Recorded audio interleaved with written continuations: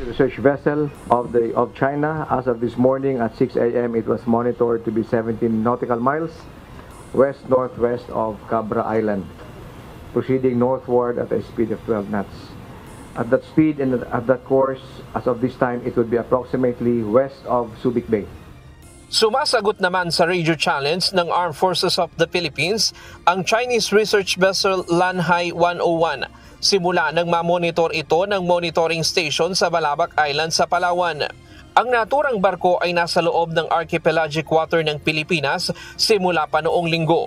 Galing ito sa Port of Klang sa Malaysia at papunta ng Shandong, China. Subalit dahil malakas ang mga alon sa kanlurang bahagi ng Palawan, dumaan ito sa silangan. They responded. They gave their last port of call, the next port of call, the skipper's name, with 56 crew members, and they were passing through our archipelagic sea lanes because of the inclement weather in the western part of Palawan. They were traversing in our archipelagic waters. They are allowed under UNCLOS. Ayon kay Trinidad, sa ilalim ng UNCLOS ay mayroong karapatan ang mga barko na dumaan sa archipelagic sea lanes ng isang bansa. Sumunod naman sa tamang protokol at regulasyon sa dagat ang barko. Yes, their passage was continuous and expeditious.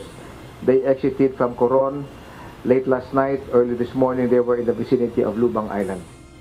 Ito ang unang pagkakataon na may namonitor ang Philippine Navy na Chinese research vessel sa archipelagic water ng Pilipinas ngayong taon. Ayon pa sa opisyal, dapat ganito ang maging ugali ng lahat ng mga barko na dumadaan sa archipelagic water ng bansa. Tuloy-tuloy ang isinasagawang monitoring ng Philippine Navy sa nasabing barko na inaasahang makakalabas na ng exclusive economic zone ng Pilipinas ngayong gabi.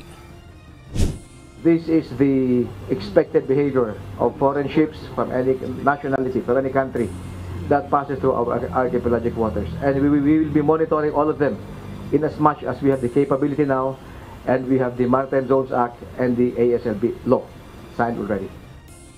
Samantala, nakaalerto ang sandataang lakas ng bansa sa posibleng pagbagsak ng mga debris ng Long March 8A rocket ng China ngayong araw.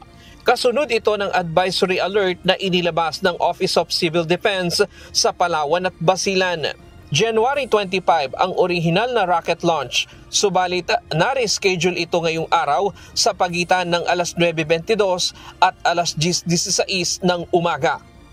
The Armed Forces, the Navy, the Air Force, the Army is prepared to respond to any request, any eventuality. Yes, we have already informed our field units what to do in the event of the debris that would probably cause any harm or endanger the security of our people. Ryan Lacanlale, UNTV News and Rescue. Diyos ang aming sandigan, serbisyo publiko ang aming pinahahalagahan.